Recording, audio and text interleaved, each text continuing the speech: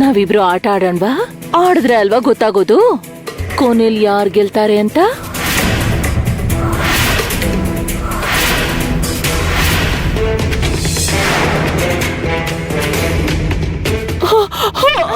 ಅಯ್ಯೋ ಅತ್ತೆ, ಅವತ್ತು ನನ್ನ ಸೋಲಿಸ್ದೆ ಅಲ್ವಾ?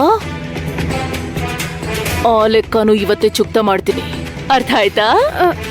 ಅತ್ತೆ ಈಗ ನಾನು ಏನಾದ್ರೂ ತಪ್ಪು ಮಾಡಿದ್ದೀನಾ? ಎಷ್ಟು ಚೆನ್ನಾಗಿ ನಾಟಕ ಆಡ್ತಿದೀಯೇ, ಏನೂ ಗೊತ್ತಿಲ್ದೇ ಇರೋ ಅಮಾಯಕಿ ಥರ. ಮರ್ಯಾದೆಯಾಗಿ ನಿಜ ಹೇಳು. ನಾನು ಅನಾರೋಗ್ಯದಿಂದ ಇದ್ದೀನಿ, ತಕ್ಷಣ ಹೊರಟು ಬನ್ನಿ ಅಂತ ಮೈನೇಲಿರೋ ವೈದ್ಯರಿಗೆ ಯಾಕೆ ಸುದ್ದಿ ಕಳಿಸ್ದೆ? ನಿನ್ನ ಆಟಗಳು ಮಿತಿ ಮೀರಿ ಹೋಗ್ತಿದೆ ಕಣೆ. ಹೇಳು, ವೈದ್ಯರನ್ನ ಯಾಕೆ ಕರೆಸ್ದೆ? ಅತ್ತೆ ನನ್ ಕಿವಿ ಬಿಡಿ. ಅಯ್ಯೋ ಅಮ್ಮ, ಅಯ್ಯೋ ಅತ್ತೆ ದಯವಿಟ್ಟು ನನ್ ಕಿವಿ ಬಿಡಿ, ನೋವು ತಡ್ಕೊಳಕ್ ಆಗ್ತಿಲ್ಲ. ಹಾಗಾದ್ರೆ ನಾಯಿ ನರಳಾಡೋ ಹಾಗೆ ಬಿದ್ದಿರ್ಬೇಕಿತ್ತು ತಾನೆ. ನಿಮ್ಮಪ್ಪ ಬಂದ್ರು ನಿಮ್ಮಮ್ಮ ಬಂದ್ರು ತವ್ರ ಮನೆ ಕಳಿಸ್ಲಿಲ್ಲ ಅಂತ ವೈದ್ಯರನ್ನ ಕರ್ಸ್ಕೊಂಡು ಅವ್ರ ಜೊತೆ ಹೋಗೋಣ ಅನ್ಕೊಂಡಿದ್ಯಾ? ಯಾಕಂದ್ರೆ ಅವ್ರು ವೈದ್ಯರಲ್ವಾ, ಎಲ್ರಿಗೂ ಬೇಕಾದವ್ರು. ನಾವ್ ಬೇಡ ಅನ್ನಕ್ಕಾಗಲ್ಲ.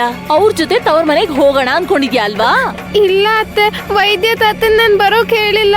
ಅವ್ರನ್ನ ಹೇಗ್ ಬರೋಕ್ ಹೇಳಿ? ಯಾರ್ ಕೈಲಿ ಹೇಳ್ ಕಳಿಸ್ತೀನಿ? ದಯವಿಟ್ಟು ನನ್ ಹೇಳೋದನ್ನ ನಂಬಿ ಅತ್ತೆ. ಕತೆ ಹೇಳ್ಬೇಡ್ವೆ. ನನಗ್ ಗೊತ್ತು, ನದಿಗ್ ಹೋದಾಗ ನಿಮ್ ತವ್ರ ಮನೆಯವ್ರು ಯಾರಾದ್ರೂ ಕಾಣಿಸಿರ್ತಾರೆ.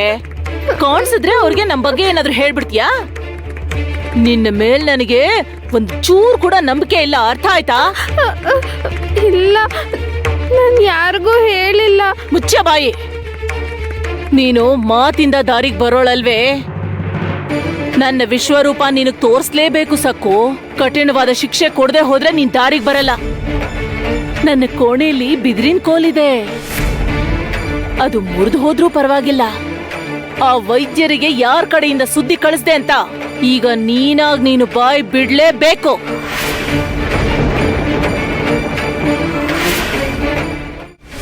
ಏನು ಬಿದ್ರಿನ ಕೋಲ? ಬೇಡ ಅತ್ತೆ, ಬೇಡ, ನನ್ನ ಹೊಡಿಬೇಡಿ ಅತ್ತೆ. ಹಾಗೆ ಹೀಗಾಗತ್ತೆ ನೋಡು. ಇಷ್ಟು ದಿನ ನೀನು ಸುಳ್ಳು ನಾಟಕಗಳನ್ನ ಮನೇಲಿ ಆಡ್ದೆ, ಆದ್ರೆ ಈಗ ಇನ್ನೊಂದು ಹಂತ ಮೇಲ್ ಹೋಗಿ ಹೊರಗ್ನವ್ರ ಮುಂದೆ ನಮ್ಮ ಮರ್ಯಾದೆ ತೆಗಿಯೋ ಪ್ರಯತ್ನ ಮಾಡ್ತಿದ್ಯಾ ನೀನು. ಮತ್ತೆ ಇಷ್ಟು ದೊಡ್ಡ ಘನಕಾರ್ಯ ಮಾಡಿರೋಳ್ಗೆ ನಾನೇನಾದ್ರೂ ಬಹುಮಾನ ಕೊಡ್ಬೇಕಲ್ವಾ? ದಯವಿಟ್ಟು ಬೇಡ ಅತ್ತೆ, ನನ್ನ ಹೊಡಿಬೇಡಿ. ಸರಿ, ನಿನಗೆ ಈ ಕೋಲಿನ ಪೂಜೆನ ಆಮೇಲೆ ಮಾಡ್ತೇನೆ. ಮೊದ್ಲು ಆ ಮುದುಕನ್ನ ಈ ಮನೆಯಿಂದ ಕಳಿಸ್ಬೇಕು. ಅವನನ್ನ ತಕ್ಷಣ ಮನೆಯಿಂದ ಕಳಿಸ್ಬಿಡ್ಬೇಕು. ನೀನೇ ಅವನಿಗೆ ಹೋಗು ಅಂತ ಹೇಳ್ಬೇಕು. ನಾನ್ಯಾಕೆ ಕೆಟ್ಟೋಳಾಗ್ಬೇಕು? ಅವನನ್ನ ಕರ್ಸಿದ್ ನೀನೇ ಅವನನ್ನ ಆಚೆ ಕಳ್ಸು. ವೈದ್ಯ ತಾತನ ನಾನ್ ಕಳಿಸ್ಬೇಕಾ? ನಾನ್ ಕೆಟ್ಟೋಳ್ ತರ ನಡ್ಕೊಂಡು ಅವ್ರನ್ನ ಅವಮಾನ ಮಾಡ್ಬೇಕಾ? ಅವ್ರನ್ನ ಹೋಗಿ ಅಂತ ನಾನು ಹೇಗ್ ಹೇಳೋಕ್ಕಾಗತ್ತೆ? ಅಷ್ಟು ಒಳ್ಳೆಯವ್ರನ್ನ ಮನೆಯಿಂದ ಆಚೆ ಹೋಗಿ ಅಂತ ಹೇಗ್ ಹೇಳಿ? ಇಲ್ಲಿಂದ ಆ ಮುದುಕ ನೇರವಾಗಿ ನಿನ್ನ ತವ್ರ ಮನೆಗೆ ಹೋಗ್ತಾನೆ, ಇಲ್ಲಿ ನಡೆದ ವಿಷಯಗಳನ್ನೆಲ್ಲ ಹೇಳೋದಿಕ್ಕೆ. ನೀನಿಲ್ಲಿ ಸಂತೋಷವಾಗಿದ್ಯಾ ಅಂತ, ಸುಖವಾಗಿ ಆನಂದವಾಗಿದ್ಯಾ ಅಂತ ಅವನು ನಿನ್ ತವ್ರ ಮನೆಯವ್ರಿಗೆ ಹೇಳ್ಬೇಕು. ಅದಕ್ಕೆ ಅವನು ಮುಂದೆ ನೀನು ಅದಕ್ಕೆ ತಕ್ಕ ಹಾಗೆ ನಡ್ಕೋಬೇಕು. ಹೆಚ್ಚು ಕಮ್ಮಿ ಆದ್ರೆ ಚರ್ಮ ಸುಲ್ದು ಬಿಡ್ತೀನಿ.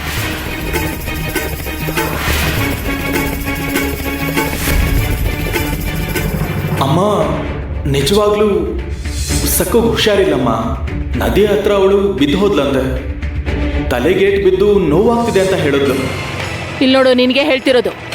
ಅವ್ರಿಗೆ ಮಾತ್ರ ಅಲ್ಲ, ನಿನಗೇನು ಏಟ್ ಬಿದ್ದಿಲ್ಲ, ಚೆನ್ನಾಗೇ ಇದೆಯಾ ಅಂತ ಮನೇಲಿರೋ ಎಲ್ರಿಗೂ ಹೇಳ್ಬೇಕು.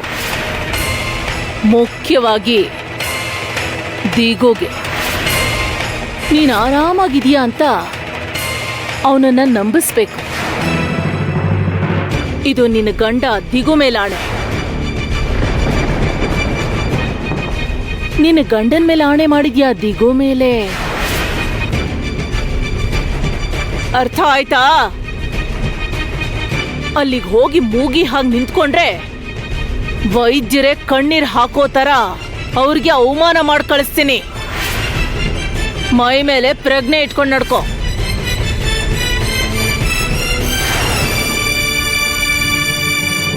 ಈಗ ನಾನು ವೈದ್ಯ ತಾತನಿಗೆ ಅವಮಾನ ಮಾಡಲೇಬೇಕು. ನನ್ನ ಗಂಡನ ಮೇಲೆ ಆಣೆ ಮಾಡಿಸಿದ್ದಾರೆ. ಆದ್ರೆ ನಾನು ಏನ್ ಮಾಡಕ್ಕಾಗತ್ತೆ ಪಾಂಡುರಂಗ? ಈಗ ನನ್ನ ಪರಿಸ್ಥಿತಿ ಮುಂದೆ ಹಳ್ಳ ಹಿಂದೆ ಬಾವಿ ಅನ್ನೋ ತರ ಇದೆ. ನಾನು ಏನ್ ಮಾಡ್ಲಿ? ಸಕ್ಕುಗೆ ಹುಷಾರಿಲ್ಲ. ಪಾಪ ಅವಳನ್ನ ಇಲ್ಲಿ ಕರೆದು ಕಷ್ಟ ಕೊಡೋದು ಯಾಕೆ? ನೀವು ನನ್ನನ್ನ ಅವಳ ಕೋಣೆಗೆ ಕರ್ಕೊಂಡು ಹೋಗಿ, ಅಲ್ಲೇ ಅವಳನ್ನ ಪರೀಕ್ಷೆ ಮಾಡ್ತೀನಿ. ಅವಳ ಕೋಣೆಗ? ಸಕೋಗ್ ನಾವು ಕೊಟ್ಟಿರೋದು ಹಳೆ ಸಾಮಾನಿಡೋ ಕೋಣೆ ಅಲ್ವಾ? ಏನೋದಿಗೂ